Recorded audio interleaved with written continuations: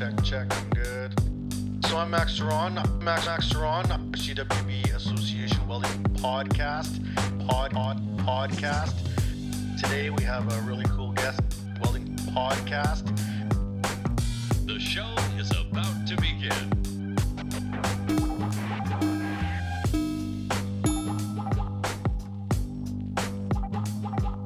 Hello and welcome to another edition of the CWB Association podcast. My name is Max Ceron and we're here today with another guest.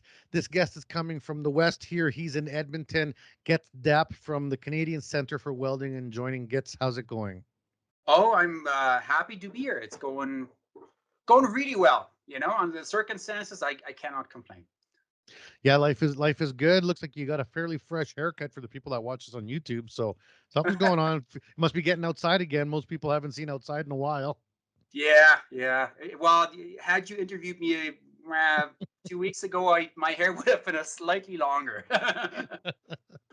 So Goetz, we have done a few things with the Canadian Centre for Welding and Joining. We've interviewed Nairn, we've talked to Gentry, we've talked to a few people out there. And, we wanted to talk to you in terms of your story, because so far, everyone that we've talked to from the U of A or from the programs up there all have a very different story, even with Mackenzie and Jolene, with the Red Bench. And so, your story, your path is quite a bit different. It's quite a bit different from, I'd say, the other ones. And I've done a little research here. So let's start with where you're from, because first of all, pronounce your name how it's supposed to be said for the people that are listening and have maybe read or say the anglicized version of it. Right. Well, I typically react to anything I can vaguely associate with my name, because my name is so unusual, even for German standards. So it's pronounced Goetz. And it's more common as a last name, and it's very uncommon as a first name. So where were you born? I was born in Germany, but I've been in Canada for quite a while now.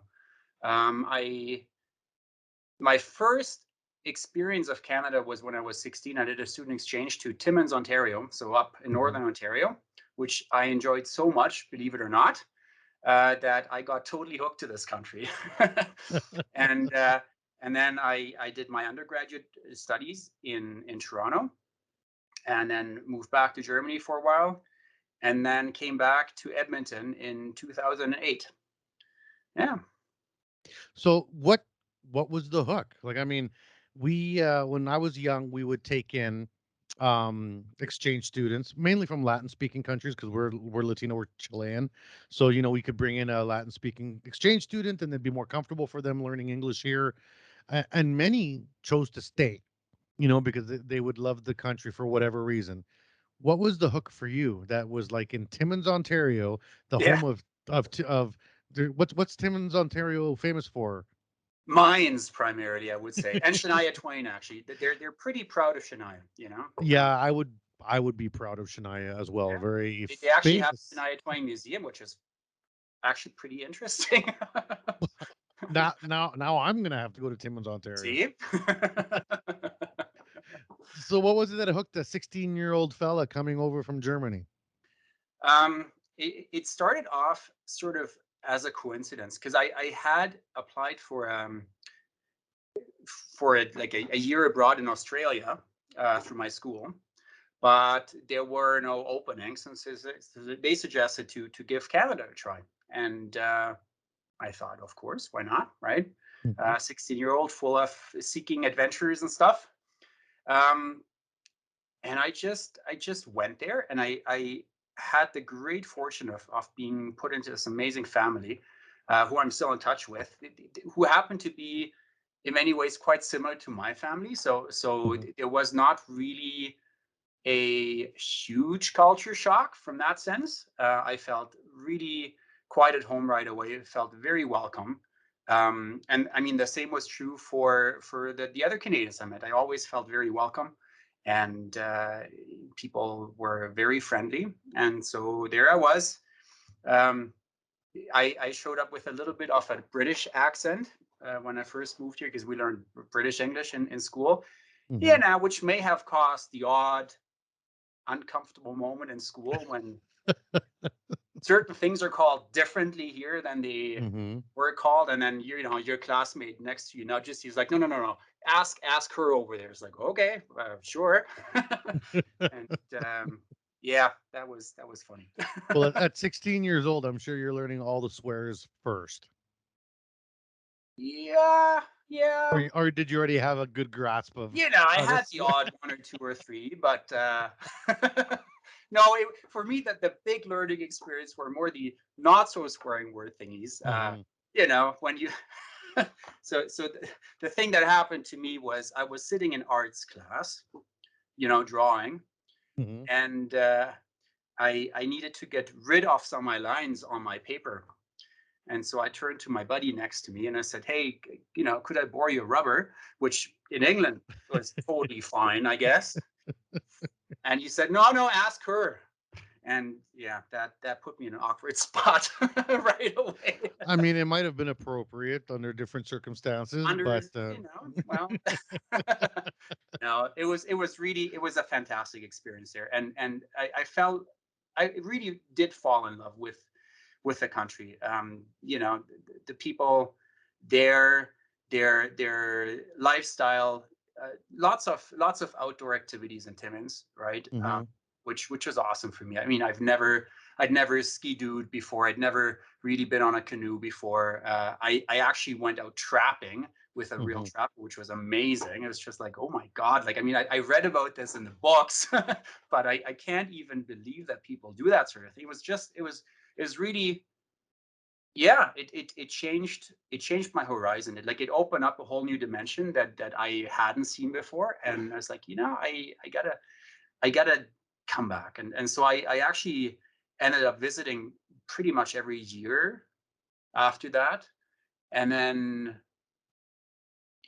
I decided when it was time to study that I wanted to do that here. And So you're 16. That would have been like grade 10.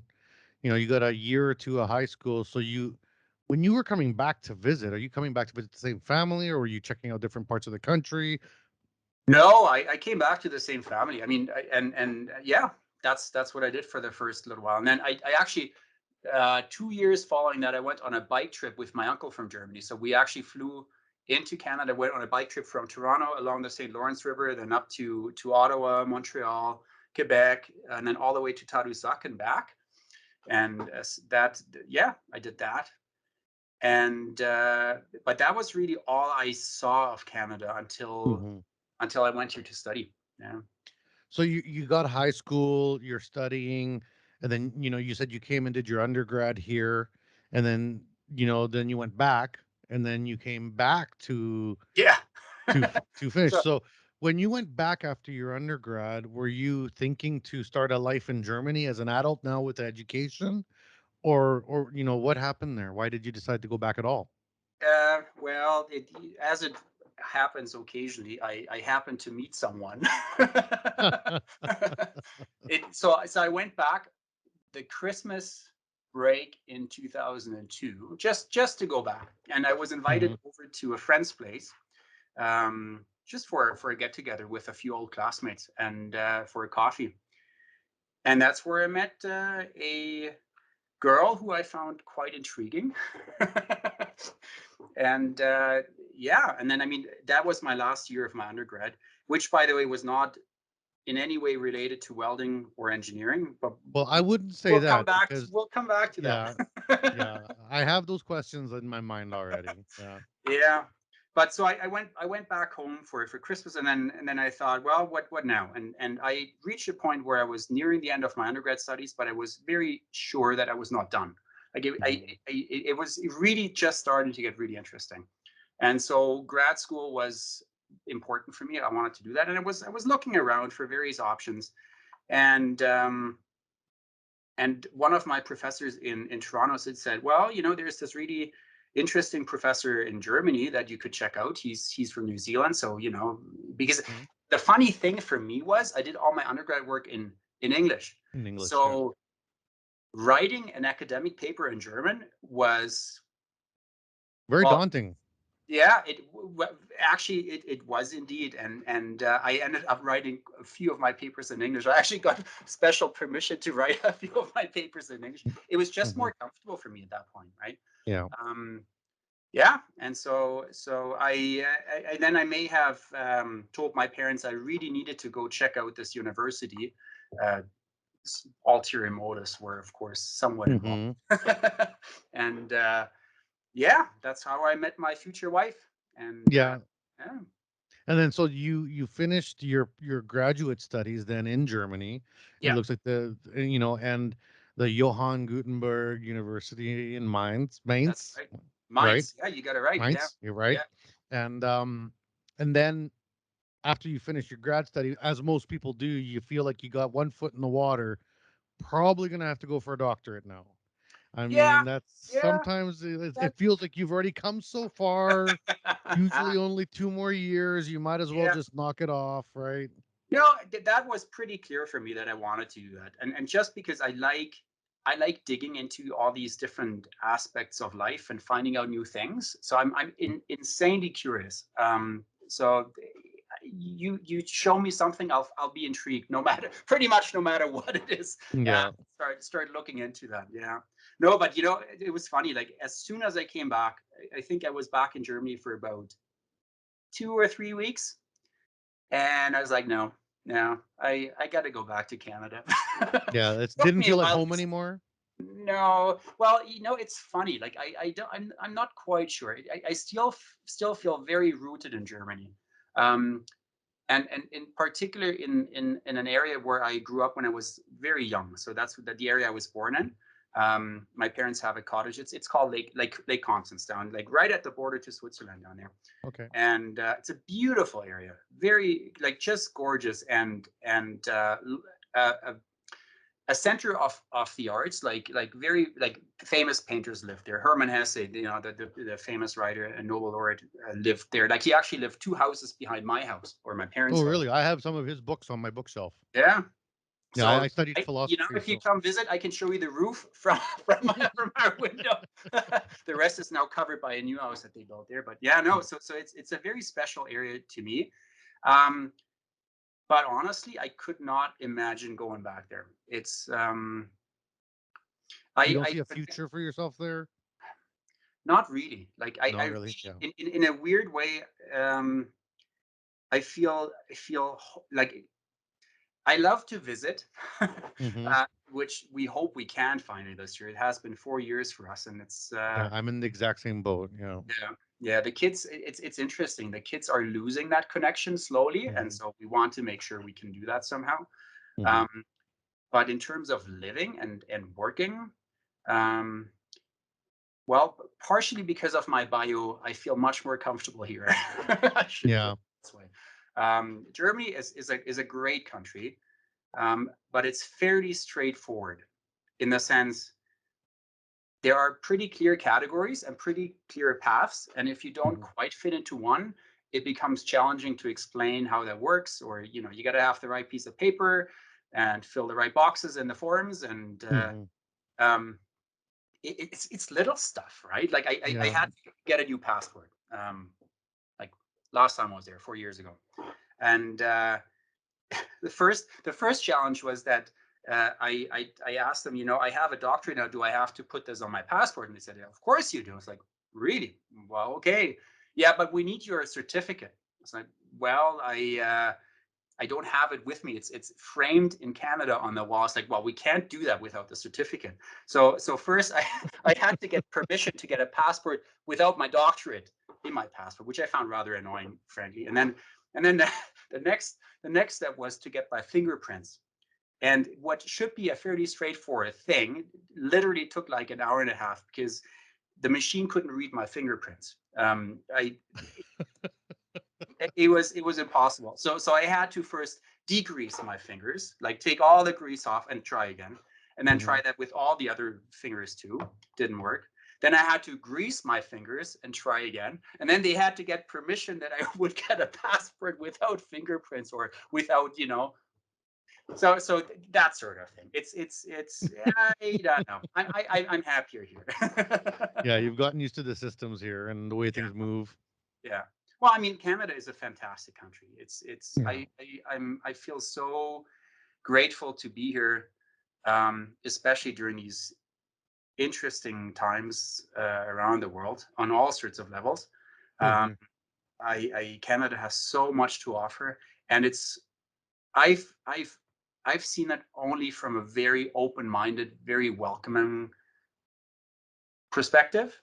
I know there is other people with other experiences, and there's very dark chapters in the Canadian history.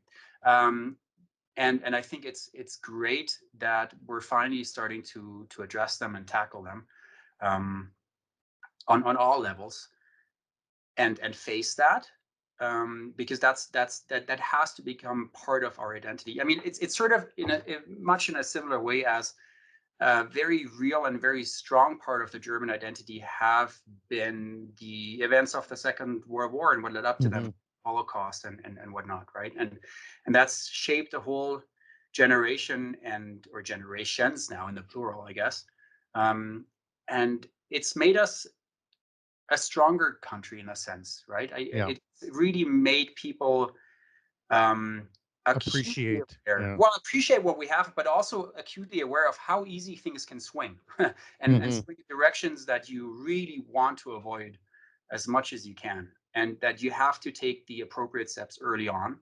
And so, acknowledging things like the residential schools and so on here is an important step to bring that into our cultural consciousness. Maybe that's maybe a way of looking at it. Well, and the concept that things have to be or don't have to be mutually exclusive is interesting. You can have beauty and then you can have darkness, Yep. and they can both exist. Oh yeah. And Yep. they both teach you, and they Yep. both are learnable. They both have flaws. So the darkness will grow beauty out of it, but the beauty will also create darkness. So it is Yep. a Yeah. moving, Yeah. living thing, the Yeah. fabric of culture. Yeah. And I think people Absolutely. forget that. So they'll think, oh, residential schools, why are we learning so much about this? We should be proud of being Canadian. Well, you can be both. You Yeah. should be both. Yeah. It's part of what it Yeah. is. Yeah. Well, that's the thing, right? Life is not black and white. It's always somewhere in between, and that's when things get really interesting, and that's when things become more open in like a really strange way, right? Like a society who Yeah. has these sort of this awareness of these inner tensions is more open to new things, and is more willing to embrace new influences, new people, open the doors when people are there in need, and so on and so forth.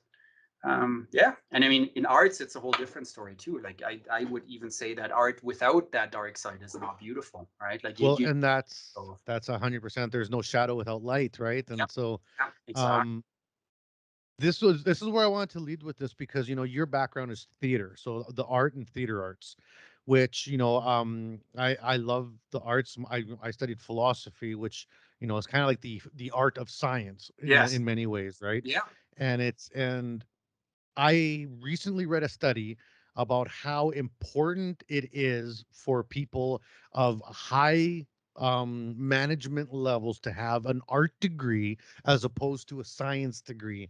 And because of the acute awareness of change, the ability to formulate new ideas, creativity, also writing is such a yeah, important thing that yes, you don't learn to write in the sciences, you learn to write in the arts. And it's yeah.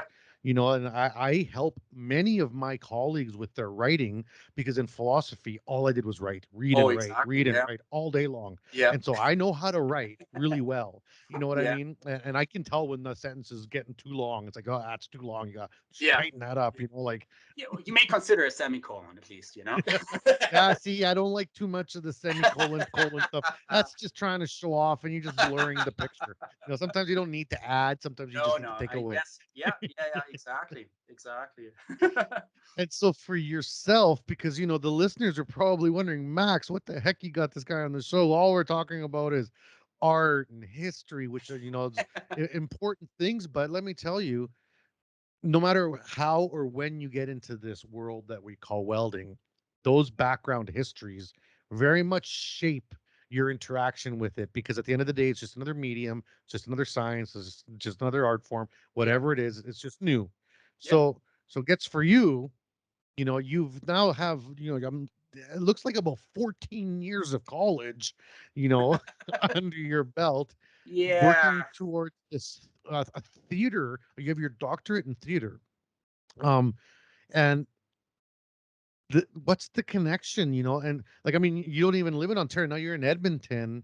So what happened? Some connection occurred that put you on this path. And where did that fork start? That fork, um, that fork really started when I moved back to Germany after my undergrad studies, or completing that in Toronto.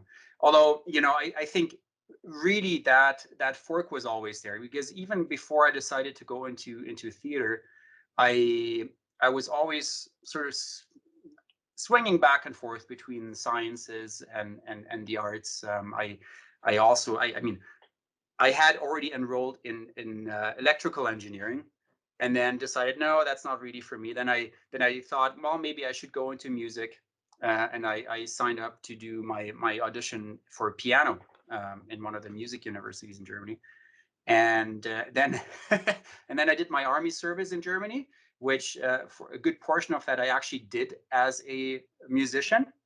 And I realized, no, music is not really, no, music is great, but it's not what I want to do for life. And then I decided to go into theater.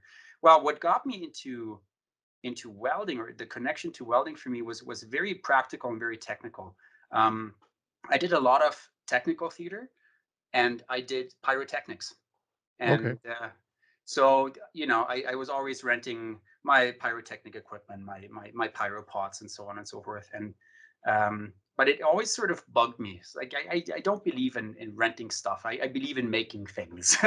And so Yeah. I wanted to, well, Well, and you can especially do a when lot of you're, form. You can do a lot of form with pyrotechnics that is yeah, very much based off the structure, right? yeah, exactly. Well, so especially when you're, doing outdoor pyrotechnics in rain, crawling on the ground, getting shocks from the cables and all that, and like, no, I got to do that better. And so I went back to Germany, and because of the way the semesters are structured, I had I went back in May, and the new semester did not start until October, so I had a lot of time on my hands. And I did two things. I worked with a carpenter to restore some old furniture, inherited furniture for my new place, and I also took a welding class. I mean, so I got my really basic welding ticket in Germany in gas metal arc welding and in oxyacetylene, and I really enjoyed that, but didn't do anything with it. Yeah. But you had it. It's in there. The seed is I there. had it, Yeah. and I really liked it. My instructor was like, "Oh, you really should do that. You're good at this. You should do more with this." Oh, thanks, man. Hmm. um, but the semester started, and I got back into my studies. I did in Germany, my master's degree is a dual degree in theater studies and American studies, actually, but which was like North American English, more or less. Like I actually took a course on Canada, believe it or not, which was kind of fun. Yeah. Well, it's only 140 years, so there's not that much to cover. So. Oh, there's lots to cover. Lots and lots. No, it was quite something. But I never, I mean, I did other technical Mhm. things. And I got into building video projectors. That was the time when video projectors were quite expensive still. And I was like, man, I want to use that for my theater work. And then so, got into making that myself. I told you, Yeah. like every little thing you expose me to, I get intrigued and I find something Yeah. I Well, can then you're do. learning about glasses and lenses and grinding lenses and Yeah. the refracting Well, purposes. not well. It didn't go that deep, I would say. It was more Yeah. like hardware hacking. I think Okay. that's the Yeah. best I way to see. look at it. Like we used to take like computer screens from laptops, Hmm. removed all removed it, put lenses in front of it, removed all the backlighting stuff, shown a really bright light through, and then build it this way. And you end up with a pretty clunky projector. Hmm. But at that time, something in full HD cost, 10,000 euros or something like that. And I could build one for less than 1,000. It's like, man, that's awesome. So I did a lot of that stuff. I still did quite a bit of music on the side too, but yeah, not so much welding. The welding really started to come back in my life when we moved back to Edmonton, and again by sheer coincidence, because in the residence that we lived, my neighbor was Patricia's first graduate students in Edmonton here.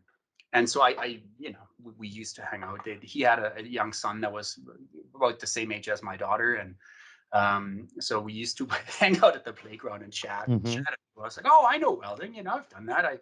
It's like, really? Oh, cool. And and then he invited me over for his graduation party and in his backyard when he finished his coursework. And I met this guy who, his professor, who was interested in music and arts in general. And we started talking. It's like, oh, that's really cool. So we walked the 2 doors over, and he checked out our grand piano and was like playing a little bit. And I was like, oh, you should come to our lab. It's like, oh, I'd love to. Like, I haven't welded, and at that point it was like 5 or 6 years. I was like, I really would like to see that again. And that's how that started again. All right. Well, this is the perfect time to take the break for our sponsors, and then we'll be back, and we're going to pick up in Edmonton and, kind of the path that led you to the seat in the office that you're in now. So make sure you guys don't go anywhere here on the CWB Association podcast. We're here with Goetz Dapp, and we'll be back right after this quick break. And we're back here on the CWB Association podcast. My name is Max Ceron. Thanks for tuning in and listening to our show. We are talking to Goetz here about his path from Germany to Canada to Germany to Amsterdam to Canada. All this time we've been in the kind of the eastern side, but we made a quick jump there before the break when you said all of a sudden we're in Edmonton. Well, how the heck did you end up in Edmonton if you were, you studied in Toronto, that's where you probably were in for a number of years for schooling. What brought you out to the West? I told you before that I had been scheming about getting back to Canada, right, for a while, and it was not that straightforward for me, but a window of opportunity opened for me when my wife graduated. She's a pianist. She's a concert pianist. She teaches at the U of A here now, and so she finished her diploma right at a time when the education system in Germany in particular underwent a massive restructuring. That was the Bologna Accord, where everything switched from this diploma-based studies, which essentially a master's level studies, to a bachelor master system, much like we have over here now. And so for her, practically that meant that had she continued, she would have ended up with another master's degree. And so I suggested, well, there is a possibility that if you were willing to go to Canada with me, you could go and get a doctorate here. And so we looked at various universities for that. And Edmonton was the one who responded and was super welcoming to her. It gave her, recruited her to come, gave her a recruitment scholarship and so on.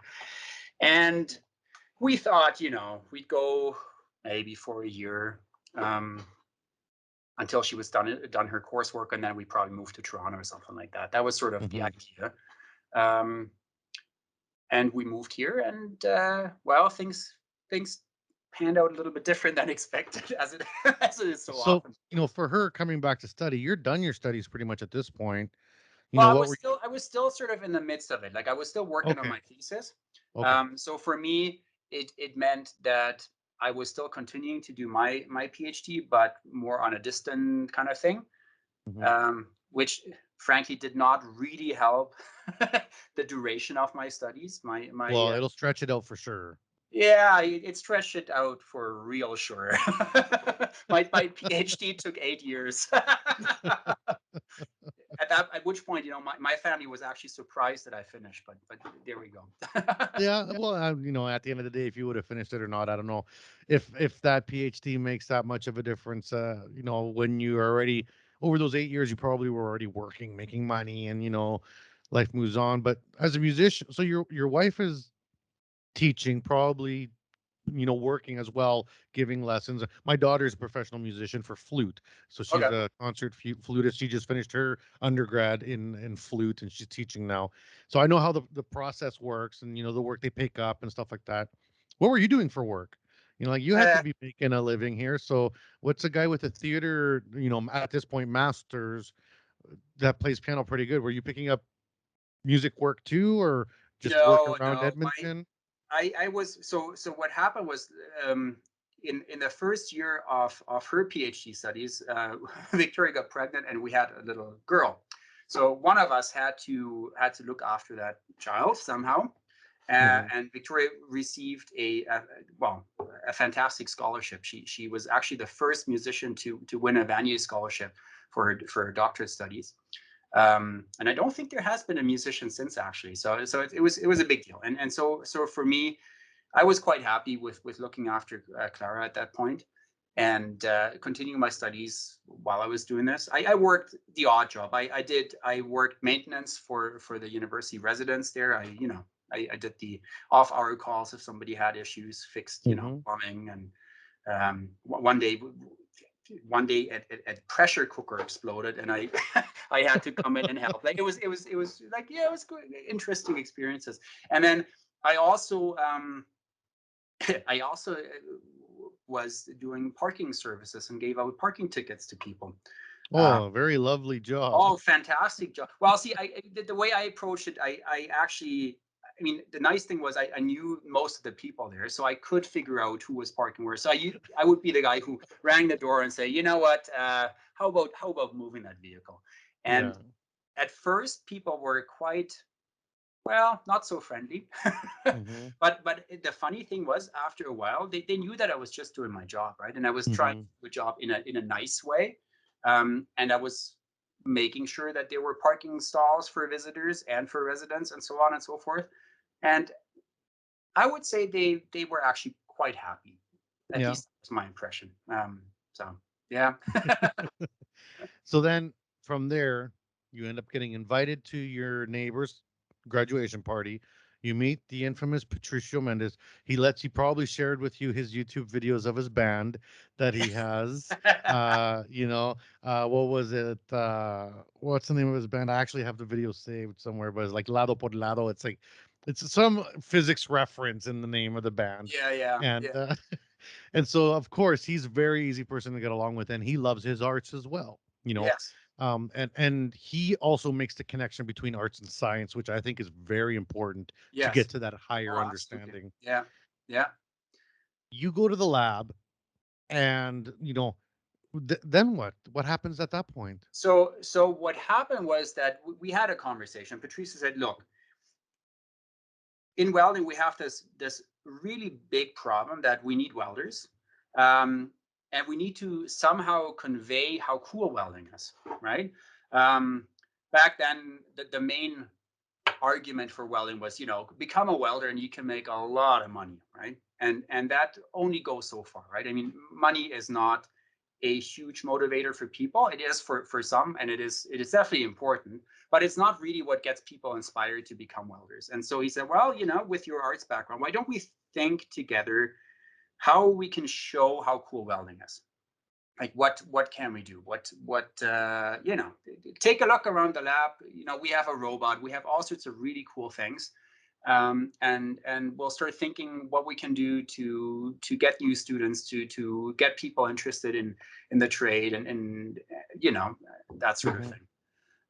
And so I went in and I started looking around and I started helping out here and there,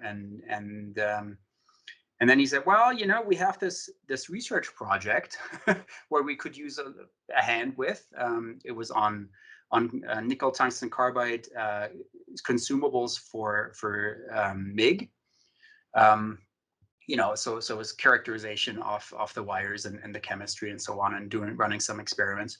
And I said, sure, right? I mean, that sounds like fun. So I did that for a while, and became more and more involved in the lab overall, while I was still living in my drama world in parallel, right? And so I finished my PhD. I started teaching drama for a year at the U of A, and then the secretary, or the research administrator that he was working with, quit. And so he said, well, if you would like to work full time, we have benefits. And then already my ears went like, oh, really? Benefits full time. That sounds great. And especially because we had twins on the way at that point too. I was especially sort of, keen to find something steady, keen to get some stability into my life.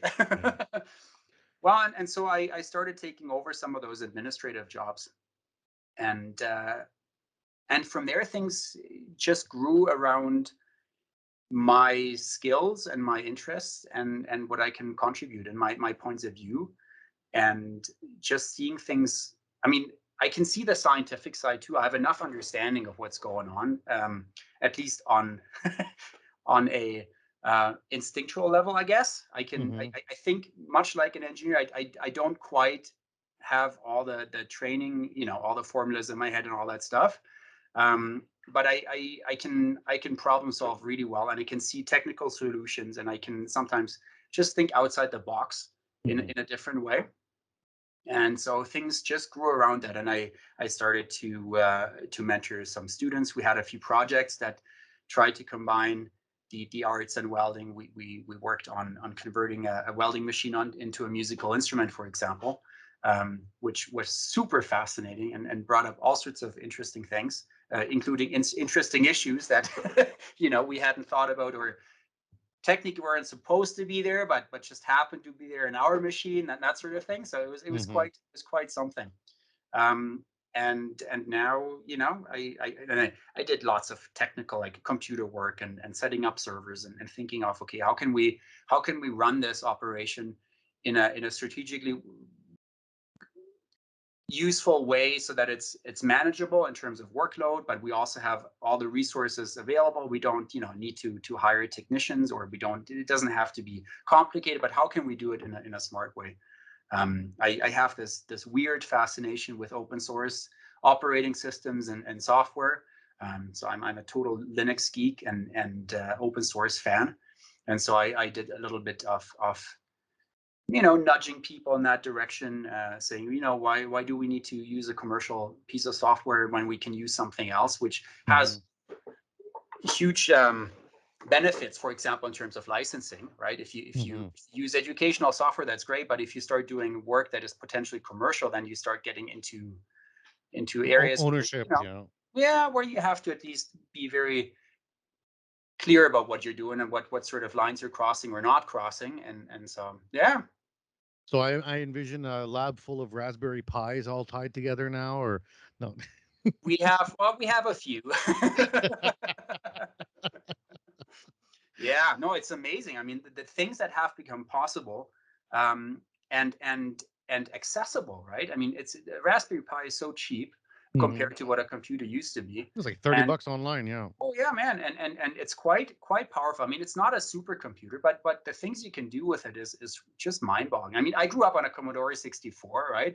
And I learned how to program in BASIC, and I still have my VIC-20. I still have my VIC-20 because I actually went to university initially for computer science because I'm a computer nerd. I literally was fixing computers on the weekend. It's what I do as one of my hobbies. I'm like the local computer guy, because I studied it, but it has nothing to do with school. Like, I've been invested into computer technology since I was 5 years old. Right. And so if you grew up invested and you're a part of every iteration as it grows, then you just get it. Like, you just exactly. a new language comes out. It's not it's not complicated. Yeah. I remember when Dreamweaver came out, everyone's freaking out about it. It was easy, because I went through BASIC and then Pascal and C. So then everything's easy. Like, yeah, exactly. We'll figure it out. Yeah, I mean, I think the biggest skill you learn there is problem solving, right? As you start tinkering and building things and so on, and especially you're like a 12-year-old and you just get your first computer and you put in a new video card and everything breaks, like, holy crap, like, what do I do now? Right. Um, so yeah, no, that for me, that became very much second nature. I told you, like, I have this way of thinking, and just how can I solve this? That's really my problem. And once I get onto something, I really do not let go until I have that sorted out. Now, what was it like in terms of the climate for yourself? And I'm trying to look at, maybe what some of the issues you might have encountered. So let's say Patricia brings you out onto the job floor and says, hey, we're going to bring in, Goetz here to work with us on this project. And you have two mechanical engineers, one material engineer, one welder who comes in, because I know people welding backgrounds. Yeah. And here's Goetz. What do you bring to the table? That might be hard. And I know sometimes personalities sometimes struggle with that type of, grouping or pairing. Did you find any of that awkwardness? I know that even engineers sometimes just make people feel uncomfortable inadvertently, just Yeah. because of they know how to speak a different language with each other, right? Yeah. Yeah. No, for me, I felt very, very much in the right place in many ways. Yeah. And partially because English is my second language, and partially because engineering is, in a way, a second language to me. Because drama and philosophy, that's where my background. I mean, my PhD was on political theater, right? Like deep dive into political philosophy, deep dive into Hmm. media theory, that sort of thing, right? Um, Well, but political theory was actual extension of the state at one point in order to, proclamate or send propaganda. There was a whole yeah, movement of it, yeah, so. yeah, exactly. But and so well, I mean, my central point was what even where does politics starts and what is politics, right? And it's not so much the what we typically consider politics, sitting together in a plenum and discussing things, or making, managerial decisions of sorts on a Mhm. national level. But it's more like, for me, it had to do with perception and language, and seeing things differently. And that's where I think that's what made it work for me too, because I am able to translate. And in my Mhm. role now here, um, translation is what I do all the time in many ways, because I translate what I think to what my engineer peers here understand to a certain degree. Um, what that means in terms of administrative language, what that means in terms of talking with industry, what that means talking to Layman, politics, right? Everybody, and that what makes it so fascinating. Um, how do you do projects that are multinational, right? Then it's a whole different level of communication. Suddenly you're not just talking administration, you're talking administration on two different continents, right? In two different systems. And so the key really is being able to translate that into different contexts, and doing this. For me, it in my thesis, it came sometimes down to the level of each comma, right? Because every single Mhm. word had a different meaning in its specific discourse. And when you start mixing that, if you start mixing philosophy and theater, things become complicated. Throw in media, it's a whole different story. And you gotta weigh every little word on a scale, and think, On its own merit, yeah, and just see how does that fit, and then explain why you're using that and how you're doing this. Mhm. And the same thing for in my role now, like or why do we do certain things, and why is that fascinating, and so on.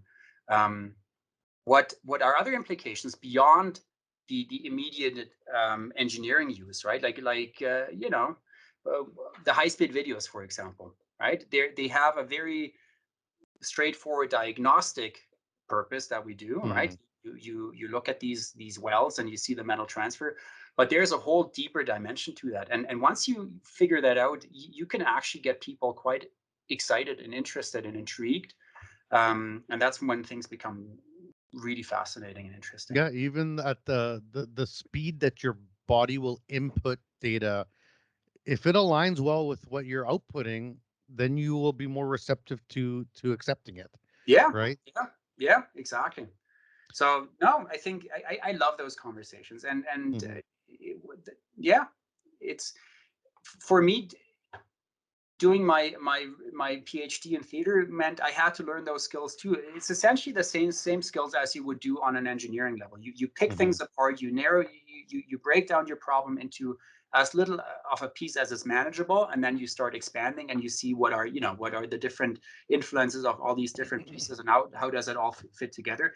And the same thing in administration, right? You start working on your little thing and then see, okay, this fits in there, this connects there, this is who I need to talk to there. Okay, I don't quite understand how that works here, so let's see how we can narrow this down. Okay, research agreements, right? So, okay, what really is that statement that the lawyers want us to put in there? What is the point behind that, and how can I explain that, and what does that mean across the Atlantic, right? Like, how do people see that? And then sometimes I can come in and say, you know what, just the way people work in Germany, for example, we really do not need this, because that is nothing that fits into they don't even think about that, right? They will not have a straight answer for that, because that's not the way things work there. And I know it is something you want to consider here, you want to include and make sure that there's a clear regulation how that's being handled. But maybe we don't need this, and so you introduce conscious gaps, gates, right? Gates, or just where things widen a little bit, and you get maneuverability, and that's what makes things work, right? So now, you did mention something earlier, and I was wondering if those thoughts pop in your head, because you were really into pyrotechnics and that was a part of your education. Now, is there ever a time when you're working with the steels that you work with now and the chemicals you work with now, where you can show up a engineer and be like, oh, that looks like cobalt, or that looks like a little bit of, because of the color that's being, shown? Yeah, know a little bit of that, but not really. I mean, for me, it's more the fun, and I mean, I love sparks. I mean, that's one of the things that drew me in welding too, right? Like, I mean, I remember looking as a kid, looking at my cousin welding a fence in my grandparents' property, and I was like, wow, that's so cool, right? The weld was crap, frankly, right? But I mean, I didn't know back then, but it was still pretty awesome. So no, the pyrotechnics was really just what got me hooked. And I mean, there are parallels there, and I love fireworks and that sort of thing. But I haven't touched that since either. So it was just one of those. I get propelled through my interests, and it takes me like weird roads sometimes. So it's still there somewhere, and I might come back to do that. I actually met another welding professional the other years ago, and we had interactions with him who does that as his second job. Like he does big pyrotechnic shows here in Alberta, and is also working in the welding industry. So there seems to be a connection there too. Now, the Canadian Center for Welding and Joining, I guess for people that are listening that don't know, or maybe this is their first episode that they listen to, what is it that you guys do there at this center, and what's your relationship with the University of Alberta? So we are a part of the University of Alberta. We're actually a recognized academic center within that university structure. So we're our own little entity, which means we don't get direct funding from the university, but we operate and we control our own funding, and we bring in research funds. What we do is we create engineers, we teach engineers. We don't do welding training per se. So actually, most of us, there's few exceptions, but most of us, may be able to hold a torch, but the beats we put down, no. But we can look beyond that, right? We know what needs to get into making this into the machine, or the physics behind it. So we look at this whole multidisciplinary, multi-physics entity that makes welding. That's the fascinating thing about welding, is that it's so complicated. I Googled a few years ago, and on Wikipedia it says that welding is the most interdisciplinary thing that exists on Earth. Pretty much. I'm not sure if that statement is still in there, but it was awesome. It was really it, because I'll buy into that. Yeah, no, and you have to understand so many different things that go into that, from the the manual side of things, like this artistry of the welders, and I have a huge respect for that. That's that comes my acting background comes into play with that again. It's amazing, the sort of physical beauty of doing this weld, like not just the actual weld bead that you deposit, but also the handling the equipment, the motion, controlling your posture, doing all this, controlling your breathing, like everything has to flow into one big thing for that to happen. So that's one part. But then there's the whole science behind it. You have to understand the machines. You have to understand the materials. You have to understand the metallurgy. You have to, magnetics. You have to understand the plasmas. You have to understand gas flows. All these various things that come into play. And that's what makes it such an amazing environment, because really there is room for everybody. There is room for theater folks like myself, right? There is room for people with a very strong physics, plasma physics interest. There is room for people with a strong metallurgy interest. There is room for people who prefer working on computers. And then there's room for people who, I need the hands-on, right? And I kind of fall right in the middle of that. I need the hands-on stuff. I like to work with computers. I need to think.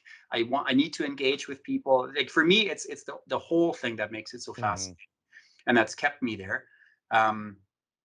But it's an amazing environment, and so we try to approach it as open as we can. We invite everybody to see. Typically what we do, we don't assign projects to students, but we let students take the projects they like and where they feel connected to. It's not always possible, but the vast majority of times that's really how we work. And we typically hire students that we've worked with before, and that we know, because our work environment is quite interactive and unconventional in many ways. So it's something, it's very collaborative. People help each other. Everybody has to work in the lab. I mean, we don't have a technician, for example, right? So that means our engineering students, if they want to do an experiment, they better know how to operate that machine, and which means they better know how to fix that machine, because you can count on something going sideways at some point, right? Or how to purchase a new machine, or how to put together a new system, how to spec a system, how to deal with things like, right, robot. Well, we kind of have to mount that thing somehow, right? So how do we do this? The environment of the university is quite special too, because there's lots of restrictions and lots of things you have to keep in mind because of the environment we're in, right? Like, for example, we had to bolt down our robot on a pedestal, which in industry, a pretty straightforward thing. In our case, first we had to do an assessment on the floor composition to see, what sort of bolts is acceptable and so on. And then we had to very carefully talk with our friends a floor below, who are running like a $1 million transmission electron microscope, where you can see down to the atom level. But every single time you touch like a drill or something, they start yelling, because it messes up their read. Vibrates, Oh yeah, totally, right? So lots and lots of things, and then how to handle safety and all that. So it's an environment that fosters an approach to welding engineering, or welding in general, that is capable of talking to everybody, right? Like, you need to be able to talk to the welders on the floor. You need to be able to talk to management. So language and translation, big part of that, right? You have to be able to talk to industry.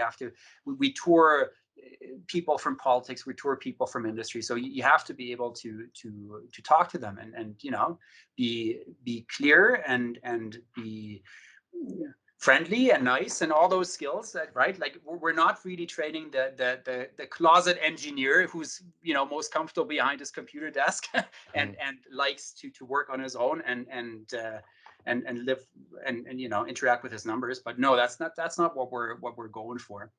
Now, what about in terms of, like, because I've heard that you guys are very open to even people walking in off the street that are curious to come in and maybe even just participate or see, and so how does that work? Because that kind of puts as an instructor in a college for many years, that's a dream that you could have people walking off the street, but it's also a huge liability and could Yeah. be difficult to manage, right? Yes. Yeah. No.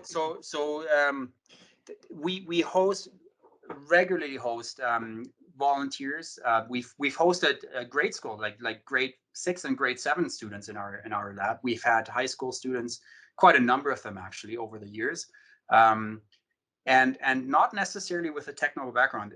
The way you do that is we have them always mentored by a graduate student very carefully, of course, right? So that's one thing, and so mentorship is also a good skill that the students need to learn in our case. And then you have to be very safety conscious, of course, right? So our rule number one is be safe to yourself and to others, right? And then be safe with the equipment, right? And then really it's about figuring out what really interests them. And then they're dedicated, and then they'll take care, and they'll do a good job, and then they start doing it for the sake of doing it, right? I mean, we're paying our graduate students, but we're not paying them enough to really be comfortable. It's just enough to get by, but so the motivator in our case is that they really should enjoy what they do and believe in what they do has an impact and lead somewhere. And I believe we've been very successful in conveying that, and that also to the volunteers and the people who come in, right? And welding is fascinating. I mean, it's really hard to resist when you get led into a shop where there's sparks and there's all these machines, and you can work with metal and put things together, and have cameras that can shoot 450,000 frames a second, that sort of thing, right? Or 9 kilowatt lasers that melt through like an inch of steel and things like that, right? It's hard to resist in many ways, and we just gotta be proud of what we do. I think welding is such an amazing field, and there's so many really cool things about it that we should take pride. Maybe that's a little bit of my German background too, but in Germany the trades have a very different understanding of themselves. They have a very high standing. They have a lot Highly regarded. Highly regarded, and they take a lot of pride in what they do, and they do things very carefully. I mean, it was so funny when I worked. I told you earlier, when I worked with that carpenter to work on my furniture, his apprentice was so pissed because I got to go in and use all the power tools, whereas he in his second year was still on using hand tools only, right? Like learning how to do things the right way, right? But that's how you really learn it, but you grow into it, and you develop this pride and this regard to what you do, and this expectation on yourself and others too, right? To do a good job. And I think we can take a little bit of that here too. And I mean, we do great things, and we should definitely be proud of what we do. Now, in terms of your view, yourself personally, in terms of open source, that is generally, in my world, my computer world, my friends, the people that are into the open source concept, it's a larger idea, not so much just about like this operating system, but it's the concept that all art, all science, all knowledge should be shared, because that's how we really will progress quickly, because a million minds working on something is much better than one, right? That's right. Yeah. Now, in terms of how you work within the CCW or CCWJ, do you guys also have that kind of concept of open source? I mean, obviously graduate work, research papers, these are guarded. There's a certain level of privacy and secrecy that's required, but no, actually, all the theses are published. They're freely available. So that is a big part. I mean, we go to conferences. We very much believe in sharing what we learn. Now, of course, you have to protect interests, right? I mean, if you work with a company and you develop IP, you have to make sure that IP is protected and so on. But what we typically do is we go much deeper than that particular IP, right? We really tackle the questions right at the source, like on the level of physics, and we tweak our models based on that, and try to develop tools on this. And so on that level, things, it's laws of nature, really, right? So it should be open, it should be accessible to everybody. And for the people that are listening, IP is intellectual property. So sorry, yes, absolutely, yeah. That's something I had to learn too, right? I mean, this is a big chunk of dealing with this administrative work and lawyers and so on. Translation again. Well, one of the things constant. that we've been asked to do at the association that we're working on it right now is one of the projects I have with this week, and it's a project that might take years, who knows, but developing content that's just on language, just to get the language of what we do as a trade to be more common, Yeah, because people out there know in general the language of many other types of industries, but welding terminology is still fairly yeah. oblique out there, Oh yeah, and there's you call things differently, and depending on how you look at it, things are called differently. Yeah, no, absolutely. Hmm. Language is such an important part of that. So yeah, I mean that's part of our open source idea too, right? Is building this language and making it accessible so that we can have those conversations. And we have an MOU with a CWB on sharing our videos, for example. We've let other Hmm. institutions use it too. So all these findings, as long as it doesn't infringe on any intellectual property of one of our partners, we're typically quite open in sharing. And that's what we believe in, and because we learn from that too, right? We read those papers too, and we use that. So it's yeah, I often think of it as a hacker from a hacking perspective, right? You Hmm. and I don't mean the software hacker who hack into the central bank and or steal 1 million Bitcoin or something like that, but more from a hardware hacking perspective, where you think, okay, I have either this broken piece of equipment that I really think should be working still, or something that uh, I need something, but what can I make work in my context, right? Hmm. That's where things become really fascinating. And that's a little bit of what we do too, in thinking out of the box and looking into microcontrollers and so on. Hey, I think it's absolute key that we develop those skills. If you work, even if you're working as a welder in a shop, like understanding how these little things work is important. And the more we move into automation, the more the lives become easier on everybody's end, right? And Hmm. it's not about eliminating Replacing, yeah. skills.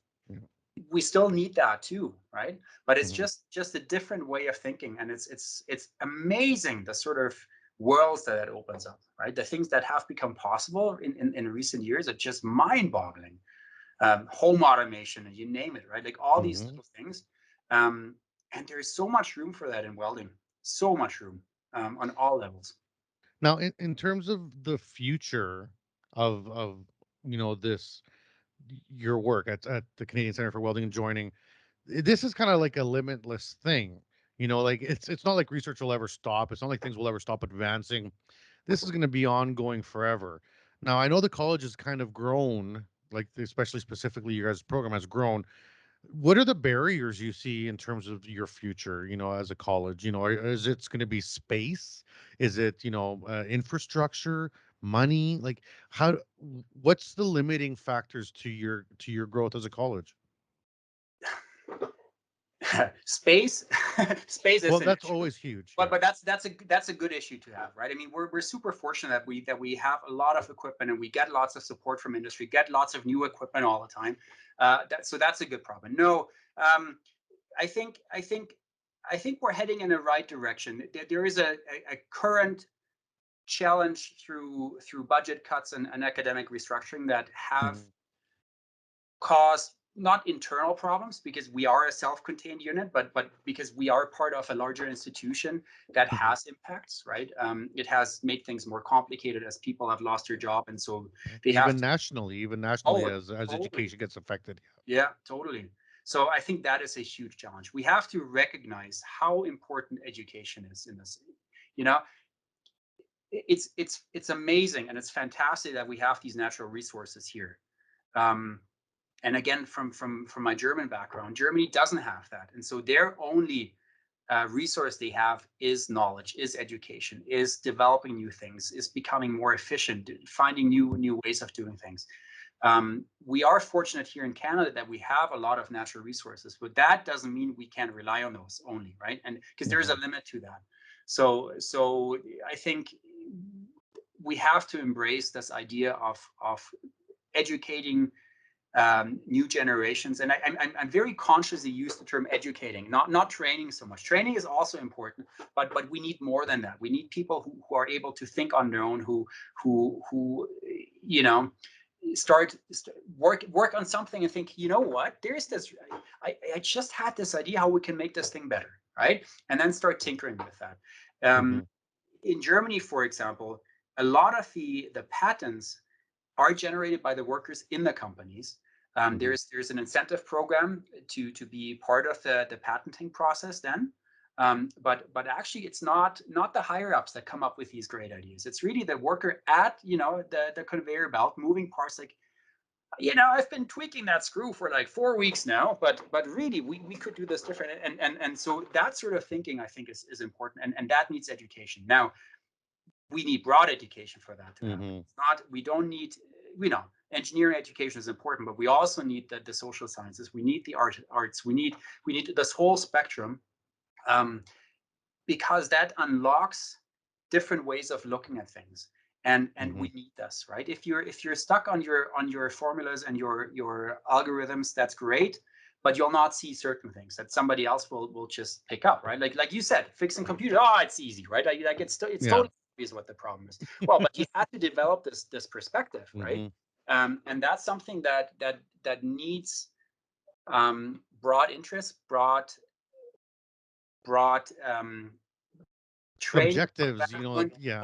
all of the Yeah. above. Broad cultural influences too, right? And that's why, come back what we talked earlier, right? Like, that's why having this dark and this light side is so important, because it will shape the way you look at things, and it will open up new channels and give you new opportunities, and makes life, adds to the quality of life too, which is a huge part too, right? Like, I mean, who wants to just work 24/7? I mean, I know there are people Well, who I are, kind of like it, but I mean, I like work, but it has to be meaningful, right? yeah, true. So and it has to be in an environment where you feel you also have opportunities to relax, or you get what you need, like your soul, if you want to go on Yeah. that, right? You feel But satisfied. yeah, exactly, right? You need fulfillment on all levels, basically. And so, And a few years ago, I did a speaking tour talking about innovation. So I got to be a part of a whole new education stream that came out of the mining and energy fields in Saskatchewan, called the innovative manufacturing. And the concept was empowering the workforce at the lowest level to create the streams of running companies better at the top. And yeah, it was kind of like not bosses telling you what to do, but let the workers tell you what to do. yeah, And so we kind of developed this into a course, and it's actually taught at SAS Polytech now. It's an ongoing course cool, called the Innovative Manufacturing Program. It's 3 years. And one of the important things that we figured out, there was a team of us working on this, was the differentiating between innovating and inventing, and how there's different pressures that we have on us that we don't even know. So if I walk up to you and say invent something tomorrow, now, to yeah, like that isn't, like, I mean, basically impossible. It's yeah, basically yeah, impossible yeah, to do that. yeah, But if I say to you, pick out one thing in your 1 foot diameter of your life right now where you're standing that you could look at and think, I might be able to do that better, yeah, you know, you will yes, find something around you yeah, right now that yeah, you think you could maybe do better. You might not know how, might not know exactly, the yeah, tools or anything, yeah, but you could look at, oh, my sweater, my neck's a little tight. I'm a short, fat guy. I would design a sweater with maybe a bigger neck or whatever. There, there's always innate, and I would argue genetically evolved thing that humans have, that we innovate. yeah. And but we put a pressure on ourselves as a society to always be looking for the next great invention, and that Yeah, hangs us up. I think it comes down to being engaged, right? Like, if you're Mhm. engaged in what you do, if you don't do it just mechanically, but you do it because you see a purpose behind it, or because you take pride in Mhm. what you do, then you start looking at things on a different level, right? And then you think, okay, you know what? I can make my life easier, or I can make this better, or right. So it's always something that comes. It doesn't come out of the blue. It always comes from something, right? Like, it always You takes. have to have an interaction with it. That's right, and there is always other influences that form that, and you take something that you see in a different context, right? Like, I mean, Mhm. inspired by nature or whatever, right? Like, all these Mhm. different things where you see, and you start thinking, this is really and as soon as Yeah. that moment happens, right? That's when things become really interesting. Yeah, Yeah, and those are the best times to be in the trades. As a tradesperson, we always promote the trade so heavily on the show. when you have someone around you or yourself have a moment, and then they reach out to you and be like, "Hey, I got this thing. I'm not sure what to do, but it's made out of steel. Do you think you could help me with it?" And you're like, Yeah, exactly. I think I can, Right. like, let's And then figure it this snowballs, out. right? Because Yeah. then you start looking at things differently too. And then you start looking at your own things and you're like, oh man, I can do this. I really believe like this spark of inspiration is something that propagates immensely, and it has a huge power, and something that is beyond ourselves, right? Like it might even maybe you don't have that moment, but the next person has, or Mhm. or twice removed. And it's something that it has immense power, immense power. It's a community like sensation. What's Yeah, a I said yeah, that to somebody. It takes a village. It's an old saying. yeah, Like, it takes a village to raise exactly. a child. It Yeah, takes a village to do anything. yeah, It takes a yeah. village to dig a well. It takes a village to have an idea. Like, I mean, And it only happens if you have conversations, right? Only if you Mhm. talk, and only if you're comfortable enough to talk, you know, maybe at the edge of your comfort zone, or to toss out an idea or something, and that you don't have to be certain about it. It's like, I had this idea. I'm not sure if it's gonna work or not, but do you know how we could make this work, and that's how this happens. So this idea of community is super important, and conversations on all levels, right? I mean, and then you might have a brilliant idea, but then somebody from a higher level down says, I can totally see where you're going with that, and it's brilliant. It But but right, like but maybe we have to rethink on a different level, so that it's the amount of work you have to put into making this or doing this is simply not worth it. But we Mhm. can do something with that, and so that this conversation has to go, and it has to be like in circles, and you have to really flush out this idea somehow. um, but it has to go beyond that immediate environment, right? You need that broader perspective, and it has to, yeah, it has to. The village does not consist of welders only. That'd be an interesting village. I mean, Probably wouldn't smell very good, but no, you know, I don't know. Well, same with engineers, but then I wouldn't want a yeah, village of drama people either, right? Like, I mean, no, that would no. be kind of strange too. No, we really need all these different perspectives, and we need to create an environment where everybody feels that they have something to contribute, where they're comfortable in doing this. Disregarding their identity or how they feel, and disregarding if we understand how they feel, it doesn't matter, right? Like they are who they are, and they have something to Mhm. share, and they have something to share in a way that I hadn't seen it before, and that changes things. So that's really where things become interesting. Yeah, and the contribution margin. I remember when I took a business course and we are talking about contribution margins, and I walked in like at the beginning of this course. I had an idea of what a contribution margin was that, if I produce 50 widgets, I'm more valuable than the person who only produces 10 widgets, right? Right. And then as you take this course, you start learning at different angles of contribution margins, where it's like, well, maybe my 50 widgets wouldn't even exist if Yeah. those Exactly. 10 widgets weren't done first, Exactly. right? Right. So Yeah. and the instructor had this example of, at the time, Guns N' Roses was really famous, and they said, Slash, Yeah. amazing guitarist. Like, I mean, you look at him on the stage and you think this is a rock star, and we can glamorize the rock star. And he's out there and you want to be the rock star. But what you don't see is that one person at the Gibson Guitar Factory, and his only job is to put the pegs in the top of the Yes. stock of the Yeah. guitar. And Yeah. he's getting paid probably minimum wage. But if he wouldn't have taken his job seriously that day, Yes. that guitar wouldn't be playing that sound in his Yeah. hands on that stage at this moment. Yes. And he Exactly. would not be a rock star, Exactly. right? So And every piece is vital and crucial and of equal importance. that's 100% it, right? We have to make sure. So from a management level perspective, right? We have to make sure that the people who work for us and do all those things really see their contribution, see where that Mhm. leads, right? They have to have that vision, that inspiration, that sort of common, this goal, this of making the best possible Gibson guitar, and helping Slash on the stage. Mhm. And that sort of comes back a little bit to your earlier question, where when you asked me about challenges, right? One of the challenges I see right now, and I hope that gets better, but is with all those budget cuts, with all that restructuring, education, and so on, that vision really is lacking. It's all okay. We have to meet those budget goals, but it's not okay. Let's build a better future. Let's educate a new generation that will revolutionize the world, because we start looking at things differently. We start to reuse and repurpose things. We start to share. We build something together, right? That sort of thing.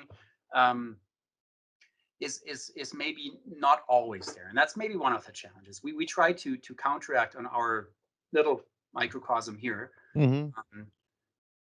but I think that is extremely important on all levels. And that's one of the challenges that I have in terms of what my job now is, this blanket, support that we're trying to create for the industry through the CWB Association, the U of A, CCWJ. You guys have your chapters. You guys are a part of, this network that I help run. But that is kind of the umbrella statement that we're trying to diffuse somehow, is how to support the industry, but not the industry like the company that's making $6 million. We're talking about the culture of industry, all of us within, from the immigrants to the women to the people that are underrepresented, the indigenous groups, to the person that built the peg for the guitar, to the person who builds the robot. Like, I mean, literally every role. And that's a task. That's a big task. It definitely is. It definitely is. Yeah, no, exactly. But the only way to achieve that is by being open and really creating something where we can have these talks, where we can interact on all the different levels and share that somehow. And I think the CWB Association has done an amazing job. Like I always love going to CanWeld and just hanging out and talking and on a more scientific level, but then also with the industry practitioners there and just having those conversations and connecting and going from one end of the country to the next and maybe ending up at 2 a.m. in St. John's on a piano in the hotel. 100% it's going to happen. Don't worry. Because for everyone that knows me, I'm always there at 2 a.m. I am always the last to bed, and I'll be first in the morning giving you a handshake over eggs and bacon. So that's awesome. No, exactly. I think that's the way to go. That's what we try to. Yeah. All right. Well, this has been a great interview. We're out of time. We're going to have to call it in, but we're going to have more conversations. And of course, I hope to see you at CanWeld. I think you're there. So, yes, I am. Yeah. I'm super excited. Yeah. Yeah. Hey, Toronto again. Yes, in Toronto. Back to Toronto for once. Yeah, and I'll be out there for the whole week, and we'll have tons and tons of fun. And we got crazy guests coming from all over the U.S. too. And our collaboration with FabTech is unique and a learning experience. Yeah. So we're going to really see how that pans out. But it's going to be, I mean, everything is tracking up like crazy right now. Like hotels are already getting booked up.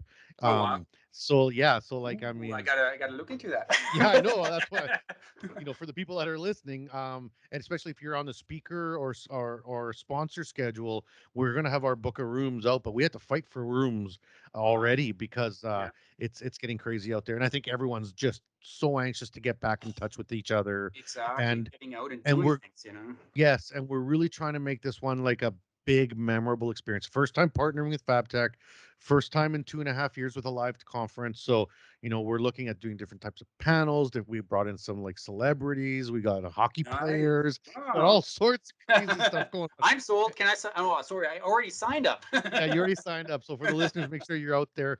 And all this, we just finalized it today. All the CWB Association members get a discount of $109 a room. For any of the choice hotels within, there's 3 choice hotels within like a close radius of the Congress Center. So that's we're gonna have a mail out going through our channel and social media on how to access that. So we got cheap hotel rooms for people coming out there, and then we still have to finalize the after parties because we always have the after parties they're pretty fun. Yeah, I'd say. Yeah. Been there. So Goetz, before you go, one piece of advice that you could give, and let's talk about someone in your position. Let's say teenage student maybe coming in from another country to study here, which is very common. Canada is a very pro student exchange country. It's a high percentage of student exchangers come here. What would you say for some of those coming to Canada, perhaps engineering field, or maybe even not at all, but how could welding or the welding trades perhaps be an avenue for them? Well, my first piece of advice is really just to follow your heart, right? That's the most important thing, and that's why Wherever I've that goes. it up all over the place. But that's really it. But then to engage and give it a chance, because there is so much in this whole welding realm that is absolutely fascinating and mind-boggling. And the deeper you dig, the more fascinating and exciting it gets. Like it's really quite amazing.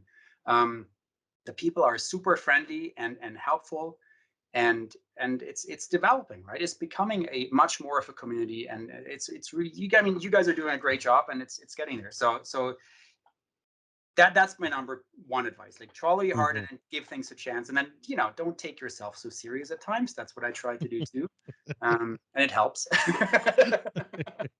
Yeah, we generally are our own worst critics. So Yes, yeah, exactly. Yeah, well, but no, I think that's the thing. Just try it, because you'll be amazed at the range of things there are, and the range of people you meet, and the range of things you'll do, and the possibilities you'll find. It's amazing. awesome. Well, I really appreciate you being on the show. Thanks so much for coming on. I'm sure everyone's going to really love the episode. I had a lot of fun, and hopefully we see everybody out at CanWeld Educators Conference is coming up first week of May. That's virtual. So the first face-to-face for us will be in June 13th to 15th out in Toronto Congress Center. And also make sure that you sign up for the free courses, because we have free upskilling classes now through the association. It's the training supplement and upskill program, TSUP. Go to our website. It's on the left, TSUP. Click there. Every month we have free courses. And if there's something there that's not offered for free, 10% discount for any class you want to take at all. And we cover the other, we're subsidizing it ourselves. So, we got to put our money where our mouth is, trying to help out the community. Everybody loves education. We believe in it. So you know what? It's on us. Sign up, take it, and let's get that program using to its maximum, so that I could ask for more money next year and make it even bigger. So that's the plan. Good plan. All right. And yeah, make sure you keep downloading and sharing the channel. So thanks everyone, and take care. We hope you enjoyed the show.